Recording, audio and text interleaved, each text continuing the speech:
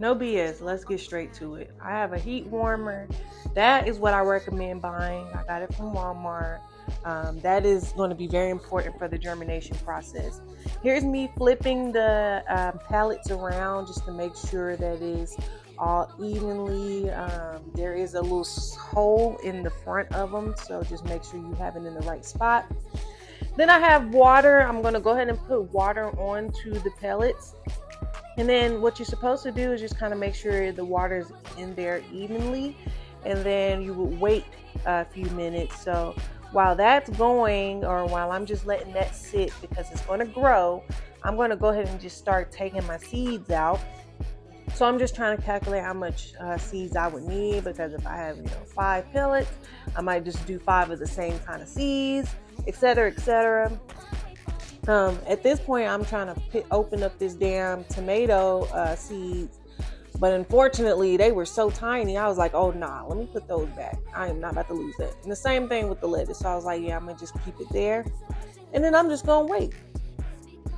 Yep, I'm just going to wait. Hey, neighbor.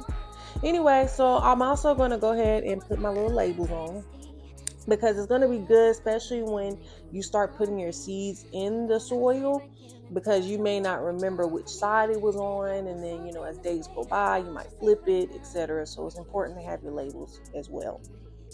So y'all, this is the crazy part. I'm over here thinking, like, how do you spell tomato? My goofy ass forgot how to spell tomato. That was so embarrassing, but it's okay. We're gonna keep it going. Okay, I got my labels. I'm just going to let them dry a little bit, because I know it ain't really a permanent marker, so they might come off a little bit, but it's okay. We're going to work with what we got, okay? So now, it should have sat for a little bit. You can tell it's grown just a little bit, so I may have to put some more water in there. So I ended up putting more water in there just because it's supposed to be like about an inch of growth when you actually put the water in there and let it sit for a few minutes. So I'm just going to pour more water in there. I just used a regular cup out my house. Nothing fancy. And I'm going to let that sit for. And we're going to add a little bit more water, because it's almost there, but just a tad bit, just to put the icing on the cake, All right, we got our soil nice and right. So now we're going to go ahead and take this little drill. I use this little screwdriver and just put a little inch holes into it. You can use whatever you got at home. I just use a screwdriver because, that's what I had, and it's easily able to make the hole for me. So I'm just doing each one and just kind of putting the hole an inch, at least an inch deep, kind of towards the bottom. That's really what you want to do is do like middle/bottom area, and then you should be good. Let me skip this part. Okay, and now I'm gonna just stick the little labels on just some pellets that I probably won't be using. So I'm just not gonna use all of them. So I'm just gonna use them as label holders pretty much. Now here's me going ahead and putting the seed right where I put that hole in the middle of each one. And I'm gonna put it in there as far as I can. And just a note, it does not have to be perfect at all. Just put it in there. That's it. Like, I'm not doing nothing special. Just put that joint in there, okay?